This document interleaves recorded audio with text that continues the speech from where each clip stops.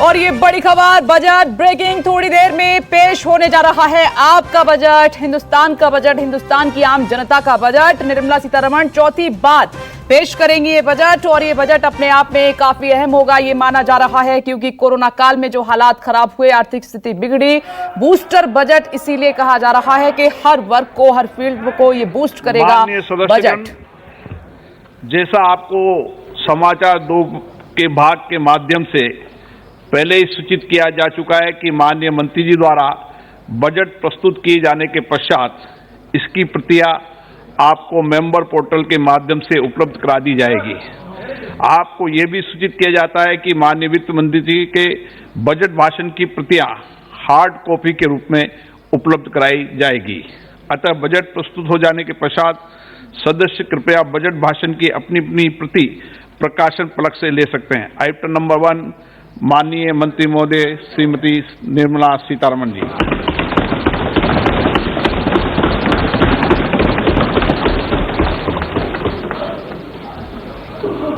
मंत्री जी आज digital budget पढ़ रही हैं।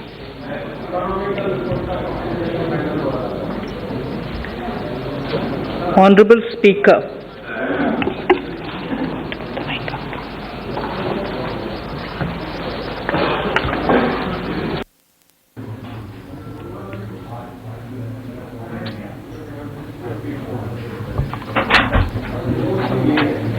माननीय अध्यक्ष जी,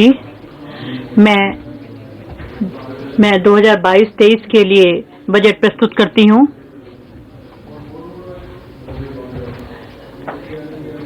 शुरू में ही मैं थोड़ा समय लेना चाहती हूँ। जिनको महामारी की वजह से मैं उनके लिए संवेदना व्यक्त करती हूँ, जिनको नुकसान झेलना पड़ा है और अर्थव्यवस्था की वसूली परिलक्षित होती है।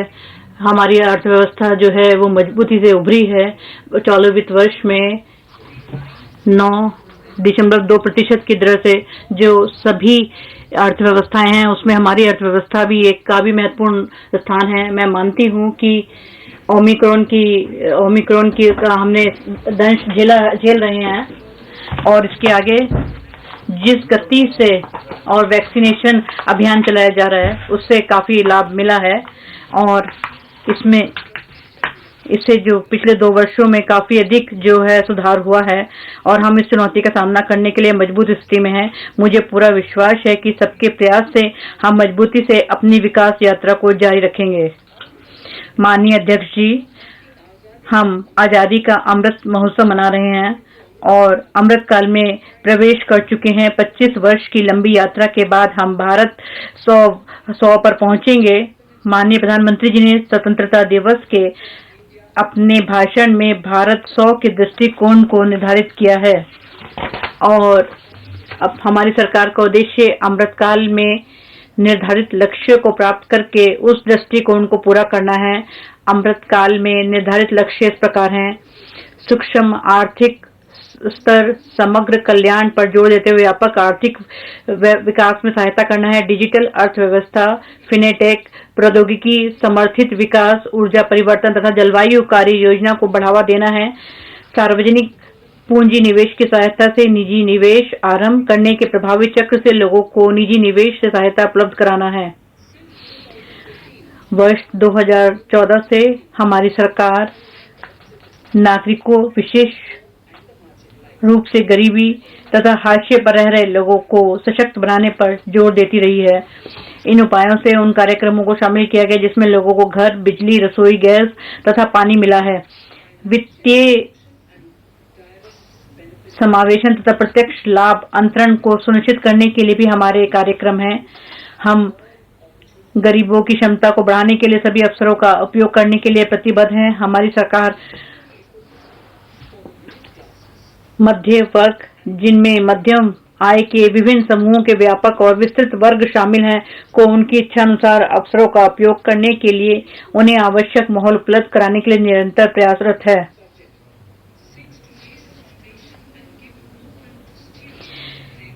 इस बजट में भारत 75 से भारत 100 तक के अमृतकाल में अगले 25 वर्ष में अर्थव्यवस्था को दिशा देने के लिए बुनियाद तैयार करने और उनकी रूपरेखा प्रस्तुत करने का प्रस्ताव किया है।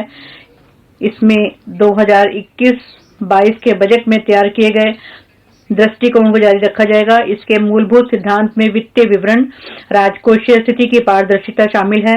इसमें सरकार के इरादे, ताकत और चुनौतियों को दर्शाया गया है। यह हमारा मार्गदर्शन करता रहेगा। गत वर्ष के बजट में की गई पहल में काफी प्रगति हुई है और उनके लिए इस वर्ष के बजट में भी पर्याप्त आवंटन किए गए हैं।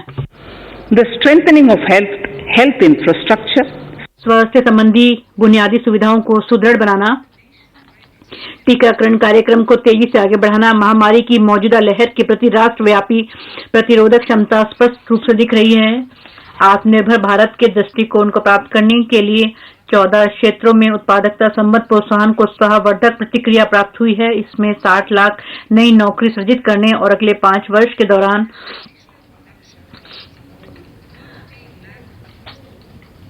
30 लाख अतिरिक्त नौकरी सृजित करने की क्षमता है।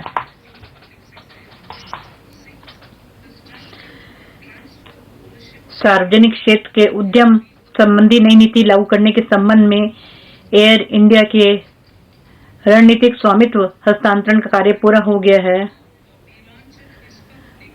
नीलांचल इस्पात निगम लिमिटेड के राजनीतिक साझेदार का चयन कर लिया गया है और LIC के सार्वजनिक निर्गम के जल्द ही आने की संभावना है। 2022-23 में अन्य के संबंध में भी प्रक्रिया आरंभ की जाएगी।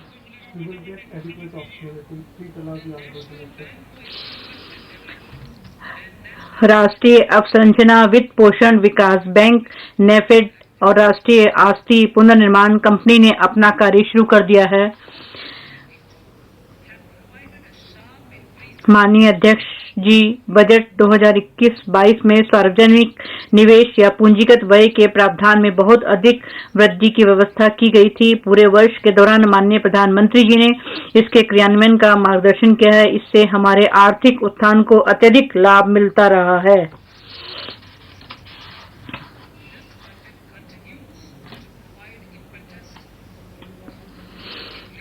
इस बजट में विकास को प्रोत्साहन दिया जाना जारी रखा गया है। इसके लिए अमृतकाल जो भविष्य के अनुरूप और समावेशी है, जिससे हमारे युवा, महिलाएं, किसान, अनुसूचित जनजाति को सीधे फायदा पहुंचेगा। और दूसरा, आधुनिक इंफ्रास्ट्रक्चर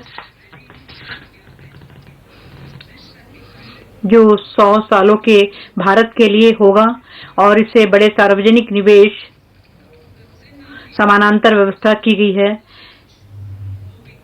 और इससे पीएम गति शक्ति द्वारा निर्देशित किया जाएगा। इसे बहुविध दृष्टिकोण के साथ समन्वय से फायदा होगा। इस समानांतर ट्रैक पर आगे बढ़ते हुए हम निम्नलिखित 4 प्राथमिकताएं निर्धारित करते हैं: पीएम गति शक्ति, समावेशी विकास, उत्पादकता में वृद्धि एवं निवेश, उदीयमान अवसर, ऊर्जा परिवर्तन और जलवायु कार्य योजना, और चौथा, निवेशों का वित्त पोषण।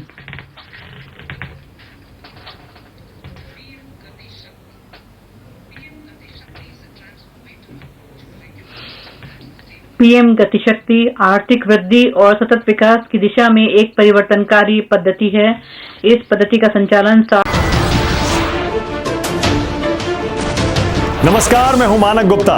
अगर आपको हमारा ये वीडियो पसंद आया हो तो इसे लाइक और शेयर जरूर करें और हाँ, हमें सब्सक्राइब और फॉलो करना ना भूलें ताकि आप देश और दुनिया की कोई खबर मिस ना करें।